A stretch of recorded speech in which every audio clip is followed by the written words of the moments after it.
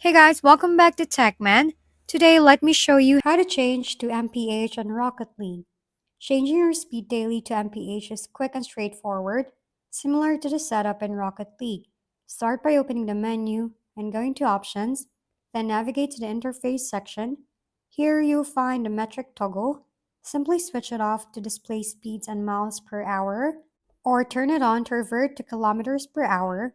This adjustment ensures that your measurements match what you're most comfortable with, making gameplay feel more intuitive. Once toggled, the change takes effect immediately, so you instantly see your speed and the unit you prefer. You can switch back and forth anytime, allowing flexibility if you play with friends from different regions. Additionally, customizing your interface this way helps reduce confusion during high speed moments and keeps your focus on the game rather than the units displayed. If we've been helpful, kindly give us a thumbs up and don't forget to hit the subscribe and bell button for more contents. For any questions and suggestions, comment down below.